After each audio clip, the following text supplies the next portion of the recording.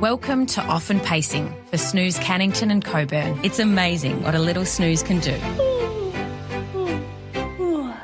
Thanks to the team at Snooze. It is great to be with you for another edition of Off and Pacing this Monday morning off the back of what was just a magnificent weekend of harness racing. Started here on Friday night at Gloucester Park with some really exciting racing and obviously the return of Magnificent Storm, which no doubt we will chat about in just a moment with Matt Young and Ollie Cownie. And then we rolled on to Saturday night at Albion Park and also Bunbury, where we had the running of the 2-year-old features, the De Campo Memorial down there as well. So plenty to work through this morning on this Monday morning. Tim Walker with you, and standing by are our experts, Matt Young and Ollie Cownie. We'll get to them momentarily. Emily Suvaljko will be with us in a couple of moments' time as well. She was, of course, there on Saturday night and through the course of last week in Queensland.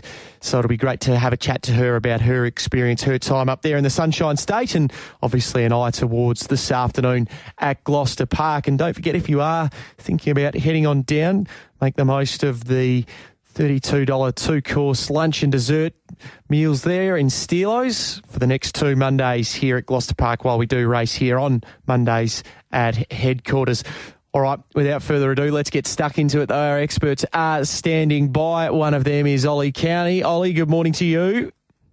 Good morning, Tim. Good morning, listeners. It was a fantastic weekend of racing there on Saturday at Albion Park, and obviously Friday as well at Gloucester Park. That was a fantastic card with plenty of competitive races. Matt Young's along as well. Hello to you, Matt. Good morning, Tim, Ollie, everyone tuned in. Was it something to experience Saturday night up there? Yeah, I mean, Ollie's probably had the opportunity a few times to see Leap to Fame in the flesh, but it was my first experience of seeing him live, and it was just really cool to be there. At the heart of it, I'm a harness racing nerd, and so it's just good to see the champions, and to be able to watch him was firsthand is a great experience, and he's definitely one of the better horses I've ever seen. Yeah, I was going to ask you that. Whereabouts do you have him, Matt? Well, I can't have him higher than Quinny because, I think I had this argument, not argument, but I think I had a discussion with a few people on Saturday night about where I sit him. But as a rule, Tim, I hate comparing champions. So, look, I just think he's a new version of Black's a fake. He's just got that high speed to go with his toughness. So that's as much comparing as I'll do, but I have him right up there in terms of probably top 3 or 4. Well, definitely top 3 that I think I've ever seen. Yeah, you knew that question was coming, Matt. I was always going to ask that of you. Hey, Ollie. Yeah, and you know that Quinny's number 1. Ollie, it's a sigh of relief for you. You told us about your experience with the Calcutta on Thursday night. You told us about that on Friday morning on the Retrovision Gloucester Park preview, and all's well that ends well. Yeah, it was certainly a relief there, but I wasn't too stressed in the end as they were scoring up and about to let them go. I was pretty confident that Leap to Fame would be able to get the job done, and Grant, he's just so good in these big moments. I knew he'd be able to get him off the fence if he was crossed in the early stages, and that's exactly what happened. And, I think everyone in the field was just pretty keen to be the one that was following Leap to Fame, because obviously that's just the best position in the race to be, and he's proven over the last few months, Leap to Fame, that he's just such a dominant horse, and you'd always be crazy to hold him out. I think there's only one horse in the country that can hold him out over staying distances, and his name is Swayze, and he wasn't there on Saturday night. No, he certainly wasn't. All right, gents, let's get stuck into it. I want to start here at Gloucester Park, if we can, from Friday night, and look back at what we saw there. And the headline active obviously was Magnificent Storm. He was back on Friday night in what was essentially the free-for-all event of the evening, and was beaten by Heavenly Gypsy. I don't think he was disgraced by any stretch of the imagination. Ollie, your thoughts firstly? Yeah, well, it was a really interesting race in the early stages, and you saw Longreach Bay have a pretty good look at Heavenly Gypsy, and she's gone on to be a really impressive winner in the end there. She's run some pretty solid sectionals that last 1200 to beat Magnificent Storm. So I certainly think he's gone really well as well in third. And given he was first up and has had all those issues, I think it was a terrific effort. And it sounds like it's only going to be a short campaign, and he's probably going to come back a bigger and better horse later in the year. It was rock solid, Matt, wasn't it? Yeah, it's. I mean, Heavenly Gypsy's. She's a very, very smart mare, and she stretched the neck of Penny Black, who we know how good Penny Black is. So, look, I thought she was really good. But, yeah, I went into that race a little apprehensive first up after some time away and the obvious issues that Magnificent Storm had. I thought he'd need the run. And, yeah, coming to the turn, I thought he had them done and then just struggled a little bit that last 50 or so. But I think he was well and truly entitled to. Junior drove to beat him, of course, and was able just to crack him. But I don't know how many more times I'll be able to hold him out when he's got a few more runs under his belt. All right. Now, both of you have got horses to follow from the first race. So we'll start with you, Matt. Your first horse to follow from Friday night and roll through them. Yeah, first horse to follow. Look, I'm going with Sweet Ivy. I think her previous couple of runs were just a touch disappointing, and she worked into the clear and got home really strongly on Friday night. I think it's a good indication that she's heading in the right direction, and I thought she was a really strong chance to be one to follow going forward on what we saw on Friday. I like Del Boca Vista Bay in the second race.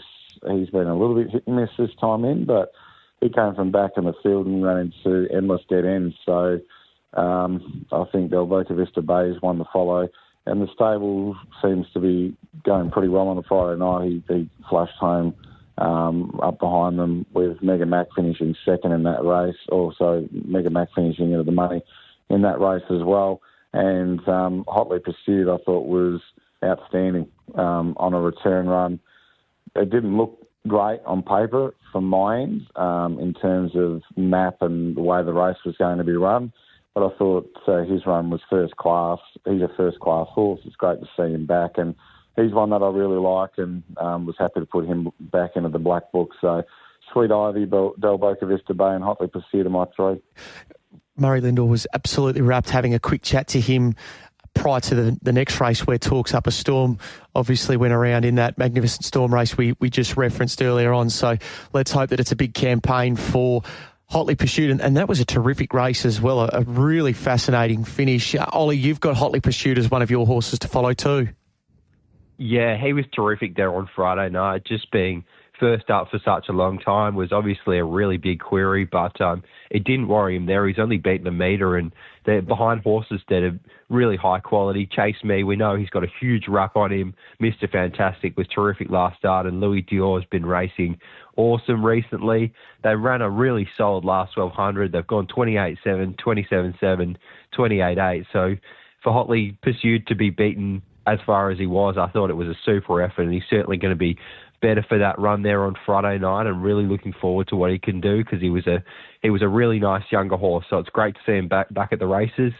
One of the other horses I had to follow was in that first race, and I found Push Button Rock. I think this horse is going pretty much career best recently. She seems to be hitting the line super, and they ran a pretty quick last half there, so it wasn't necessarily a race that suited those run-on horses that well, but she was powering home, and I think there's certainly a race for her soon when she's not drawn gate 9, which she was on Friday night.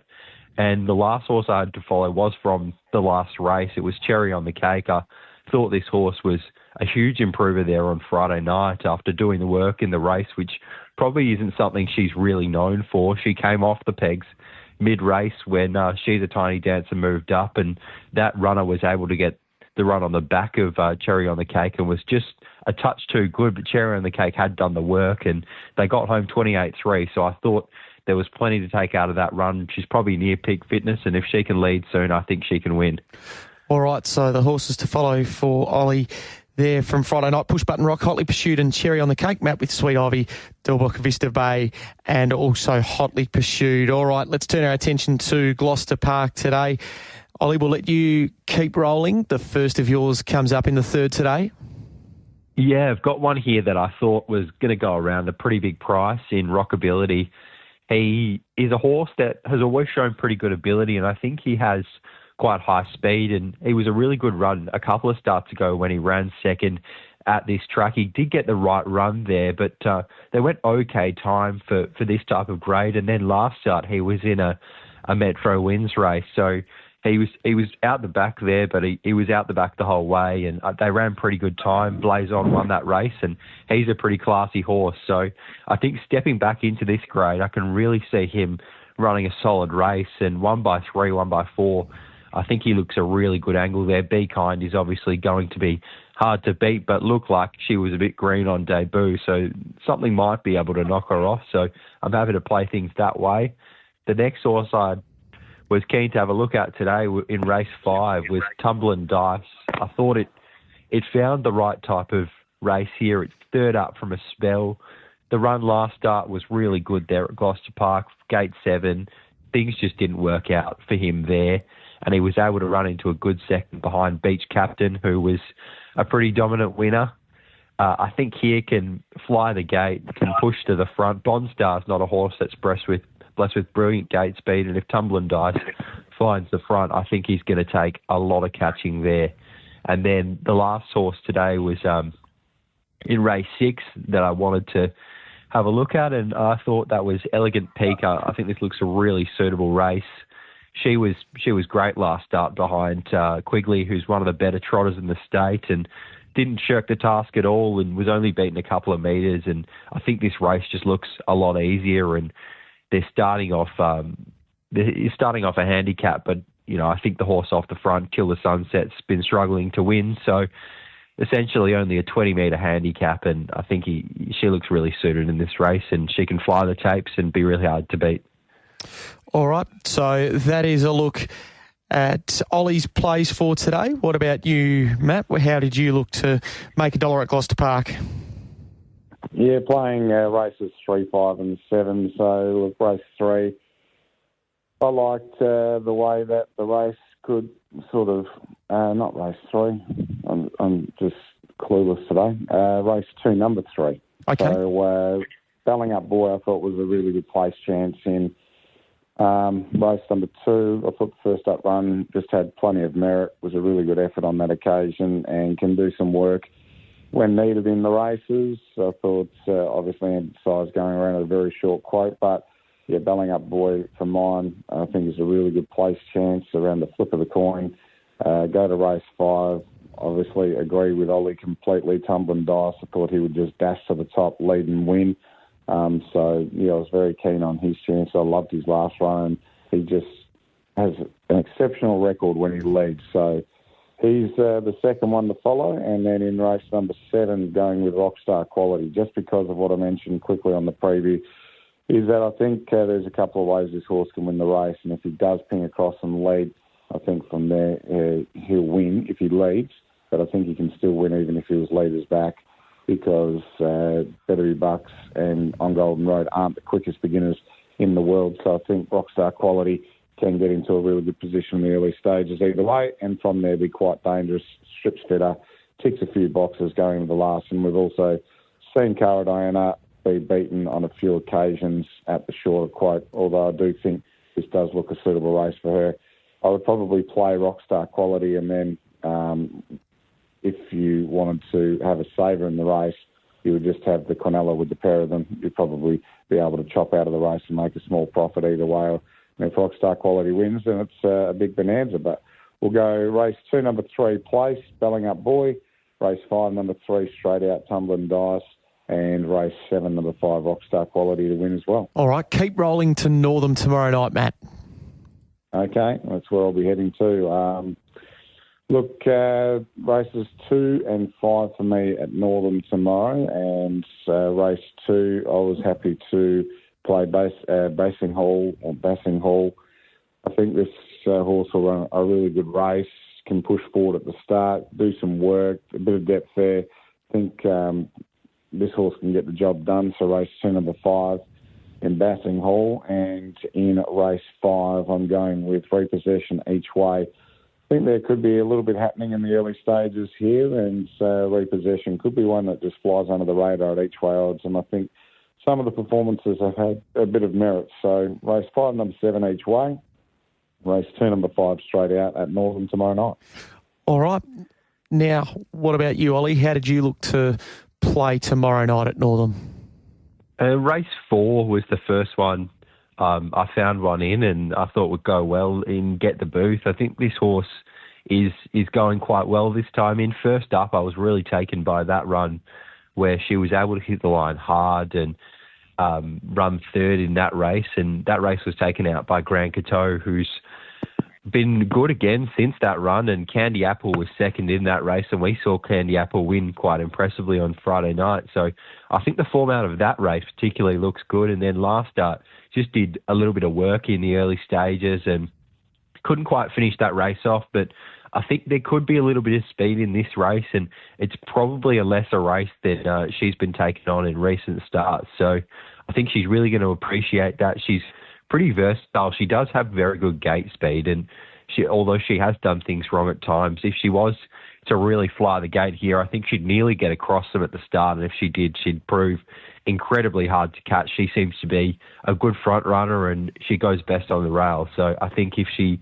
gets that setup, she's going to be hard to beat, but however it plays out, I think she looks a good each-way angle in that race. And then in race 5, I'm going with Matt's horse here, Saganda. He's dropped off his favourite horse here, but I thought she might be able to zip to the front and be really hard to beat here. She's been racing super in recent starts, was a good second last start at Pinjarra behind Girl of Brightness there in what was a pretty solid race. The better side was third in that race, and he's obviously previously won a feature race, so looks pretty good form, and I think Saganda can be really hard to beat there. All right, so Get the Booth and Saganda for Ollie. Tomorrow night, Bashing Hall and Repossession for Matt in race 2 and 5 respectively. All right, that brings us to the end of the segment this morning, gents. Very nicely done.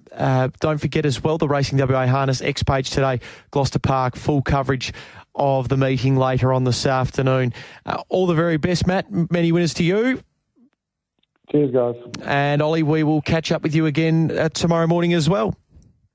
Looking forward to it. There is Ollie Cownie and Matt Young. Their look at the meetings today at Gloucester Park, and also Northam. They'll be back along for our Tuesday morning preview of the 7-event card tomorrow night. That'll be on the Sports Daily tomorrow morning from 8:35. Quick break. Up next, Emily Suvaljko. You are listening to Often Pacing for Lane Tomich's Snooze in Cannington and Coburn. It's amazing what a little snooze can do. Yeah, great to have your company. Thanks to the team at Snooze. Often Pacing for a Monday morning, just gone 25 minutes past 9 o'clock. All eyes towards Gloucester Park later on today, and then Northam tomorrow night. But over the past couple of weeks, we've had the focus of the harness racing world on what was going on up in Queensland with the Inter-Dominion Series, and we also saw 10 heats of the Australasian Young Drivers Championship, and Emily Suvaljko was up there in Queensland flying the flag for WA, and it's great to have her on the program now to recap her time up there in the Sunshine State. A very good morning to you, Emily. Morning, Tim. How was the last week or so up there in Queensland? Yeah, it was very good. The weather was a little bit nicer than coming home, and it was raining and cold, so the weather was beautiful up there, and yeah, it was a good experience. Yeah, what was the expectations going in, and did it meet your expectations the week up there? Yeah, for sure. Obviously, we get to drive for a lot of different trainers, I'd never heard of, and a lot of different horses as well, and obviously meet new people as well. How was that? Obviously, having to find out quickly about horses that you were driving and getting to know what some of their traits are and what their tricks are, if I can put it in that way, and then also chatting to trainers and getting to know them just quickly before races, if it did play out that way. What was that like? I'm quite lucky. Obviously, Ollie Cownie's the owner of Michael Young's, and he's an expert in the Queensland form, so pretty lucky to have him on my side. I was able to message him so I could kind of go to the trainers and have some sort of idea how the race would be run. Obviously, in these junior series, we run a lot quicker first quarters and lead times than what they usually would run in these sort of races, but I had some sort of idea of the horses' quirks and that before I got over there, and then we'd have plenty of time to get over there early and talk to the trainers and get to know a little bit more about them. Absolutely. And obviously being able to score a couple of wins up there as well, was that, I suppose, a good result to be able to not only get up there and get a win, but also to vindicate the position that you were able to get up there by flying the WA flag for what we've got here is a very good crop of young drivers. Yeah, definitely. There were some very good drivers in the series. Obviously, James Herbertson is not only taking out the Young Drivers Champs, he's also Australasia's best driver at the moment as well. So, very good competition in the series. And, very good competition in the series, and it was just a really good experience. What was it like to rub shoulders with some very good young drivers like you touched on there? Obviously, James Herbertson, who's doing a remarkable job, and what he's done this season has been terrific, but to test yourself against some other up-and-coming young stars of the sport. Yeah, obviously Sam Thornley was a part of the series. He was able to take out the series last year. And, there was a lot of drivers I'd actually never met before, so it was really good to drive against them. And obviously they've won some big races and that as well. And, a lot of good upcoming drivers as well. So it was good to meet all them. Driving at Albion Park and Redcliffe, in particular Redcliffe, and some of the characteristics of that track, what was that like? Yeah, Redcliffe, it's very different. I've obviously been fortunate enough to drive there before, so I'd had a little bit of a feel of the track, but you kind of get out there and you're looking up with a lap to go and there's still 2 straights to go. So it's very different. Obviously, I was fortunate enough to pick up an outside drive there, and I was able to lead and go all the way for an old trainer of the sport. So that was really good as well. Great to see you flying the flag for WA so well up there. And just obviously the last one on it all is it was on Inter Dominion night, seeing Leap to Fame up close and in the flesh. What was that like? Yeah, I've been fortunate enough to see him a few times as well. Been over for the carnival last season to watch him, and he's obviously just a beast of an animal. You see Grant doesn't really get stuck into him, and the quarters he can run is just insane. So very fortunate to be able to watch a horse like that. He was terrific there, and a terrific couple of weeks of harness racing, and obviously the Australasian Young Drivers Championship was the key focus for Emily Suvaljko, our guest this morning on Off and Pacing. Now, if we can turn our attention to today at Gloucester Park, so there's no time to waste, you straight back into it. Your first drive today is American Typhoon, so obviously second on Saturday night. What was your take on having a look back at that, if you have had the chance to look back at that? Her work before had probably been only okay, so I think she's obviously a better racehorse. She was able to get a little bit of form back on the board. The one that sat on her back probably had every right to get over her. I think it's actually quite a nice horse when it does things right, so she was probably pretty good to still hang on for second. So how did you play it over the short trip today? That's one I have to just speak to Michael about. She's obviously got that little bit of gate speed. I don't know that she's overly tough either, so we'll just probably have to assess it out the gate where we're going to lob. All right. The best version of Ambit Sire should win the second race today. Will we see the best version of Ambit Sire, do we think? Hopefully. I'd been begging Michael to try and get this horse, and he was able to get it, which is good. So, obviously her trial was very good. She seemed to do everything right. And, it's quite an open race. But, the best of her, she's probably dropping back in class. So I think she's got a few strings to her bow. Obviously, she's not known for her gate speed, but I think she got out pretty well in the trial as well. So we can kind of assess it early and go from there. All right. Blue Blazer, the old boy's got a tricky draw to overcome, but he's racing well at the moment. Could he be some sort of top 4 or 5 player?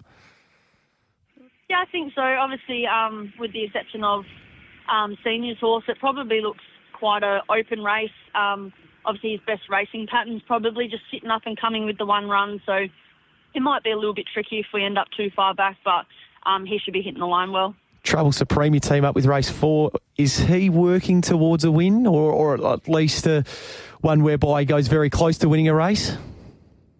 I think so. I was quite happy with him last start. Obviously, the form doesn't look great, but he got stuck behind one that was dropping out, and he just went to the line jogging. So he's probably got a little bit of an awkward draw to come up with. We probably only like sitting him up till late. He's got a really quick 200 on him, so if the pressure's on in this race, he can definitely be there. Soho Gigolo was obviously good last week, finishing second to Cry Havoc. The boys speaking to Ollie and Matt earlier on, they made Tumble and Dice their best bet of the day. Can you prove them wrong in race number 5? Hopefully, I'd like to. Obviously, this is a very open race as well, so obviously Gigolo's got a bit of gate speed and he's got a bit of toughness about him as well, so we'll be able to talk to Glenn and weigh up our options, but he's a nice horse in this race. Probably outside of Ambit Sire, would he be the best of your 5 today? Yeah, I'd say so. Yep, excellent. All right, job well done. Well done last week, getting a couple of winners up there, flying the flag for WA, and let's hope that you can roll straight back into some winners today at Gloucester Park. All the very best. Thanks, Tim. There is Emily Suvaljko with us, our special guest on Off and Pacing. Thanks to Snooze. Great to have Snooze on board, Off and Pacing once again today. All right, that brings us to the end of the program. If you missed any of it, it will be up on the podcast, tabradio.com.au very shortly. We have got racing today coming our way from Bairnsdale, Moruya and Bathurst. We will have the Moruya preview on the other side of the break. Thanks for listening in to Off and Pacing today. Don't forget, Matt and Ollie both with Tumble and Dice as their best today. Race 5, number 3 on that Monday program. The next 2 Mondays down here at Gloucester Park. And don't forget to get into Steelo's and enjoy the 2-course meals that are on offer for $32. Make the most of that over the next fortnight. That's Off and Pacing for another week. We'll catch you next week. Thanks for listening to Off and Pacing for Snooze Cannington and Coburn. It's amazing what a little snooze can do.